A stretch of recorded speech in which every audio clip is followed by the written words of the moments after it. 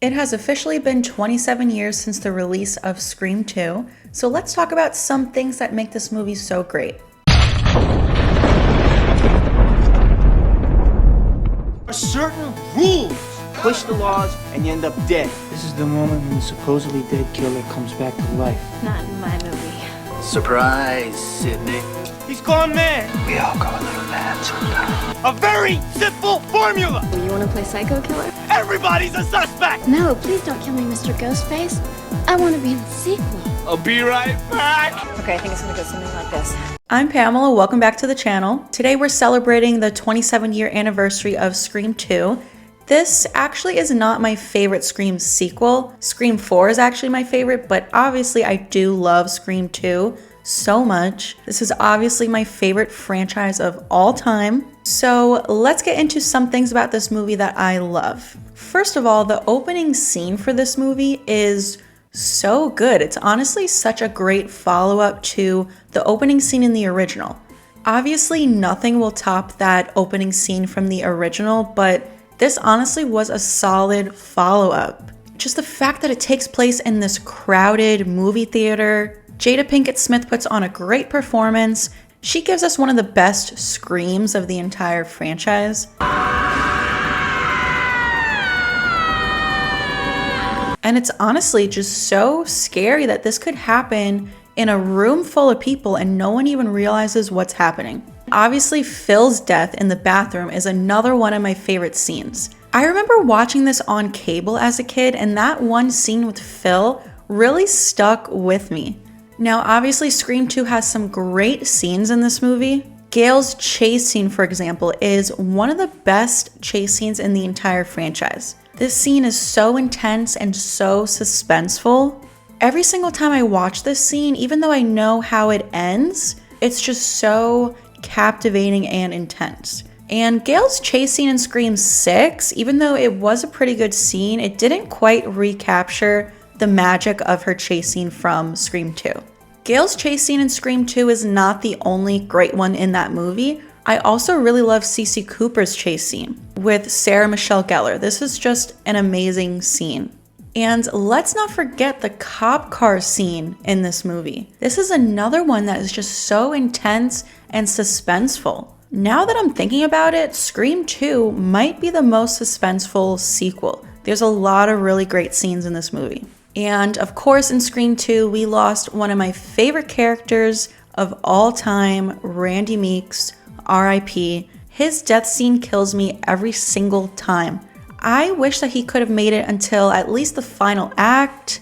Maybe he could have died saving Sidney in the final act. What I really would have loved is if he could have made it to Scream 3 alive, but he was taken from us way too soon. I will never forgive Nancy Loomis for this. And you know, when that group of guys walks by with the boombox blasting, that kills me. If that just didn't happen, if they weren't listening to music, they would have heard his screams and possibly could have saved him. And obviously we know that they regretted killing off Randy, so it just sucks. It's definitely one of the most emotional scenes for me.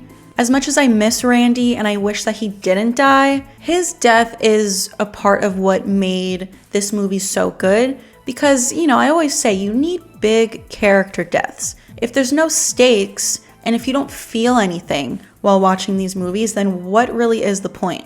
You know, one of my issues with Scream 6 is that there were no major deaths, so Scream 2 definitely delivered with that. We also get Joel the cameraman in this movie, who honestly is one of my favorite characters from the whole franchise. He's so funny, and he's honestly one of the smartest characters in the whole franchise. He's like one of the only ones who got the hell out of there when everything started going down. I wish that we could see Joel again one day, maybe in Scream 7, who knows.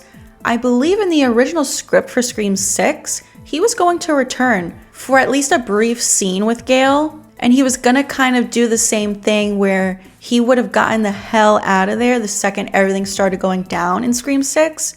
Unfortunately, they obviously scrapped that idea. He was in the script when Neve Campbell was still in the script, and then once she decided to back out of the movie, they got rid of Joel's return. Another thing I love about Scream 2 is Cotton Weary, I think, was a great red herring. He was acting very shady in this movie. You know, that one scene in the library with Sidney was a little intense. He definitely was very suspicious in this movie, and I think he made a great red herring, which I do think is something that is missing from these newer Scream movies. I just feel like in the newer ones, there's not that many red herrings. So the killers are kind of obvious in these newer movies. So this is definitely something that was a lot better in the original trilogy. And I just think Cotton Weary, even though he is not one of my favorite characters, I do think he made a great red herring. I also just think Scream 2 had a lot of good characters. Characters with substance that we actually care about. You know, her roommate and best friend Hallie, great character. I really like Derek, her boyfriend. I think, honestly, his death is one of the most emotional in the franchise, but I think it gets overlooked because he's not really a fan favorite, but if you think about it, it's super emotional. He's like pleading with Sidney to believe him while he's tied up, and there's nothing that he can do about it. And he truly loved her and cared about her, and he just dies in front of her. That's pretty emotional. I also have to say, I do really love the cafeteria scene. I know a lot of people hate this scene, but I love it. I think it's so cute. I think the sorority sisters were some good side characters. Even the two cops that are protecting Sidney. There were some good deaths in this movie also, like with one of the officers who gets the pole through his head. I even think Mickey was a great character even before the reveal. And I do think that the reveal is great. We first get Mickey's reveal, who, you know, makes Sidney believe that Derek is working with him. That's a pretty intense moment. I think Mickey has some funny lines. And then of course we get the second reveal where we briefly think that it's GALE, which I think was really interesting. And then of course we find out it was Nancy Loomis, Billy's mother. Billy's mother! And I also just think the motives were pretty interesting. Mickey's motive was very unique, where he wanted to get caught. He wanted to go to trial. Wait to the trial. It is gonna rock! Oh, Mickey, there's not gonna be a trial. And then I also just love Nancy's motive of good old-fashioned revenge. Mine is just good old-fashioned revenge. So yeah, those are just some things that I absolutely love about Scream 2. Leave a comment down below and let me know some of your favorite moments from the movie. I cannot believe it's been 27 years since the release. Time really just flies by. Please give this video a like if you enjoyed it. Subscribe to the channel if you're new here. Don't forget to hit that like button. Make sure all your notifications are turned on so that you don't miss out on future posts like this one. Thank you so much for tuning into another video, and I will see you guys next time.